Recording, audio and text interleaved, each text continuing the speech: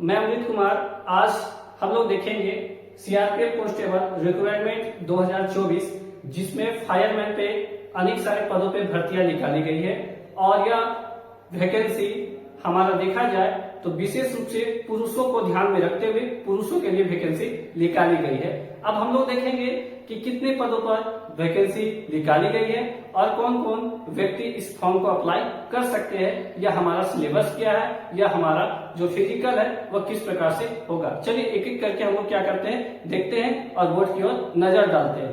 कृपया करके आप मेरे चैनल को लाइक करें तथा सब्सक्राइब करें और हमें और भी नए नए रिक्वायरमेंट की ओर आगे बतलाने का मौका दें। चलिए देखेंगे हम लोग हमारा जो पोस्ट है वह 1130 पदों पर देखा जाए तो निकाली गई वैकेंसी, जिसमें हम तो 31 अगस्त से लेके 30 अक्टूबर 2024 तक हम इस फॉर्म को अप्लाई कर सकते हैं। अब हम लोग ध्यान देंगे कि यह फॉर्म को अप्लाई करने से पहले हमारी जो पोस्ट है वह विशेष रूप से देखा जाए तो जनरल के लिए, ओबीसी के लिए और एसटी के लिए, एससी के लिए, ईडब्ल्यूएस के लिए कितने पदों पर निकाली गई है। अब देखेंगे यहाँ पर जनरल के लिए निकाले गए हैं 436 पद, ओबीसी के लिए निकाले गए 236 पद और ईडब्ल्यूएस के लिए निकाले गए हैं 114 पद, एसटी के लिए निकाले गए 153 पद और एसटी के लिए निकाले गए 161 पद। और यह भी ध्यान देंगे कि हम लोग फॉर्म कब अप्लाई कर सकते हैं। तो फॉर्म अप्लाई करने के लिए आप हमेशा याद रखिएगा कि हमारा जो शुल्क होगा जनरल, ओबीसी और ईडब्ल्यूएस के लिए 100 रुपया होगा, जबकि एसटी और एससी के लिए देखा जाए तो उसमें किसी प्रकार का कोई फीस नहीं लगेगा। आप इसको फॉर्म को अप्लाई कर सकते हैं। अब हम लोग देखेंगे फॉर्म को अप्लाई करने के लिए जो व्यक्ति अप्लाई करने जाएंगे उसकी आयु क्या होनी चाहिए।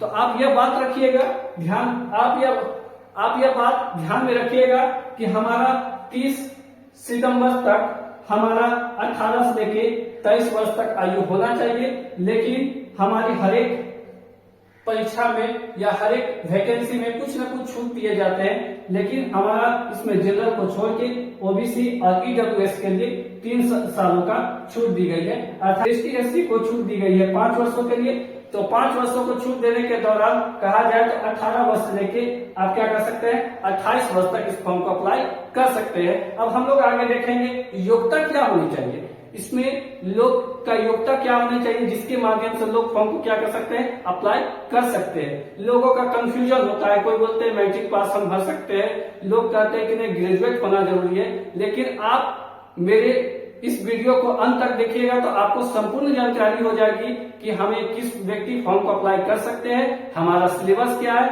हम किस प्रकार से इसकी तैयारी कर सकते हैं। तो हमारी जो योग्यता होनी चाहिए वह 12th पास होनी चाहिए, अर्थात कहा जाए तो 10+2, जिसमें हमारा जो 12th होगा वह साइंस से होना चाहिए, अर्थात कहा जाए तो आईएससी से होना अनिवार्य है। आपका आर्ट्स या कॉमर्स कहा जाए तो आईए और आईकॉम का होना आवश्यक नहीं है। इसमें विशेष रूप से हमारा किस चीज का होना आवश्यक है, आईएससी मतलब साइंस का होना जरूरी है, तब जाके आप फॉर्म को अप्लाई कर सकते हैं। और फॉर्म को अप्लाई करने के साथ साथ आपका शारीरिक माप, शारीरिक दक्षता को हम लोग ध्यान में रखेंगे। शारीरिक दक्षता के बारे में तो जनरल, ओबीसी, ईडब्ल्यूएस का माप कितना होना चाहिए, हाइट 170 सेंटीमीटर होना अनिवार्य है। और जबकि एसटी एससी को कितना होना चाहिए 162.5 सेंटीमीटर होना जरूरी है। और हमारा जो चेस्ट होता है वह जनरल के लिए, ओबीसी के लिए, ईडब्ल्यूएस के लिए नॉर्मली होना चाहिए 80, और फुलाते हुए मतलब चेस्ट को अपने ताकत को लगाकर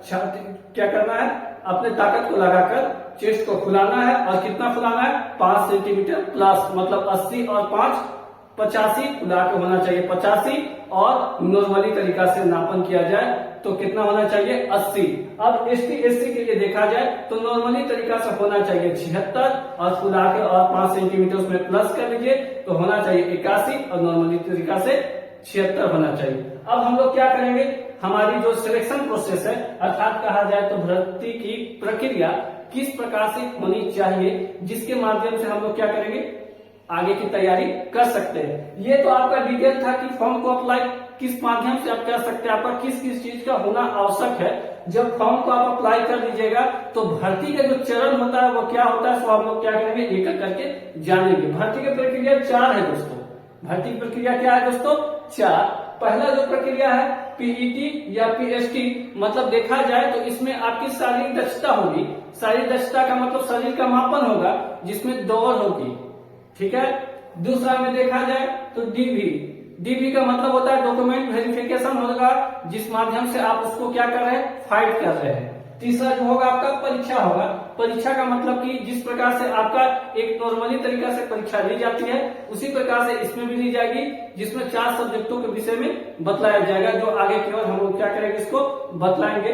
और अंतिम में होगा हमारा मेडिकल, तब जाके आपको क्या हो जाएगी, सिलेक्शन हो जाएगी। मेडिकल में क्या होगा कि आपकी यूरिन को जांच की जाएगी, आपका बीपी जांच किया जाएगा, आपका शुगर जांच किया जाएगा, आपका ब्लड जांच किया जाएगा। किसी रोग से आप तो ग्रसित तो नहीं है, अगर रोग से ग्रसित रहेंगे तो आपको सीधा तौर से मेडिकल से रिजेक्ट कर दिया जाएगा। हम उम्मीद करते हैं कि आप लोग इस बात को, हमारी बातों को समझ रहे होंगे और भर्ती की प्रक्रिया में आपको समझने में किसी प्रकार का कोई दिक्कत नहीं होगा। अब हम लोग क्या करते हैं, इस जो सीआरपीएफ रिक्वायरमेंट 2024 है उसमें हम लोग विशेषताओं के बारे में जानेंगे, क्योंकि हर एक लोग, यूट्यूबर लोग जो होते हैं, अधिकांश बच्चों को क्या करते हैं, भर्ती की प्रक्रिया बतला देते हैं, कुछ कुछ बातों को छोड़ देते हैं। लेकिन हम क्या करें आपको कि टोटल चीज को बतलाने का प्रयास कर रहे हैं, ताकि आपकी वीडियो हमारी देखकर पूरी बात समझ में आ जाए। हमारी विशेषताओं को विशेष रूप से ध्यान देना है। लोग क्या करते हैं, हमारा जो पहला विशेषता है वह है स्टेट वाइज। स्टेट वाइज का मतलब देखा जाए तो हर एक स्टेट पे यह वैकेंसी केंद्र स्तर से निकाली गई है, लेकिन देखा जाए तो हर एक राज्य पे टुकड़ा टुकड़ा करके हर एक राज्य के लिए लोग, जैसे मैं झारखंड का हूं तो मैं झारखंड का हूं तो झारखंड के लोग झारखंड में अपने पदों पर अप्लाई कर सकते हैं। तो हर एक राज्यों के लिए सरकार ने क्या किया है, इस भर्ती को निकाला है। दूसरी बात, नो नेगेटिव, मतलब किसी प्रकार का कोई भी नेगेटिव मार्किंग आपके लिए नहीं रहेगा। आप क्या कर सकते हैं, एग्जाम में सभी क्वेश्चन को हल कर सकते हैं, गलत होने पर किसी प्रकार का कोई नंबर काटा नहीं जाएगा। तीसरी बात जो होगी, वर्दी मिलेगा। लोग कंफ्यूज रहते हैं, लड़के लोग जो अप्लाई कर रहे हैं वो कंफ्यूज रहते हैं कि हमें वर्दी मिलेगी अथवा ना मिलेगी, लेकिन हम आपको क्लियर कर देना चाहते हैं कि इसमें अप्लाई करने के बाद आपको विशेष रूप से एक वर्दी धारण किया जाएगा, जिसमें जैसे कि देखा जाए तो सीआरपीएफ का जब आप भरते हैं, सीआईएसएफ भरते हैं, असम राइफल भरते हैं, आर्मी के लिए आप अप्लाई करते हैं तो आपको वर्दी मिलता है। उसी प्रकार से सीआरपीएफ, उसी प्रकार से सीआईएसएफ फायरमैन में भी आपको क्या दी जाएगी, वर्दी दी जाएगी। अब हम लोग क्या करते हैं, पेमेंट के बारे में चर्चा करते हैं। लोग कंफ्यूज होते हैं कि हमारा पेमेंट क्या रहेगा, किस आधार पे पेमेंट रहेगा। तो हमारा पेमेंट रहेगा कितना, आपका 21,700 से लेके 69,100 तक रहेगा। और लास्ट में अंतिम विशेषता होगी कि इसमें जरूरी डॉक्यूमेंट्स, मतलब जिस डॉक्यूमेंट से आप अप्लाई किए हैं, आपका योग्यता क्या था अप्लाई को करने के लिए, 10+2 अर्थात कहा जाए तो 12, जिसमें आपका आईएससी का होना बहुत ही आवश्यक है। अगर आपके पास आईएससी से 12 पास नहीं किए हैं, इस फॉर्म को अप्लाई नहीं कर सकते हैं। इसी प्रकार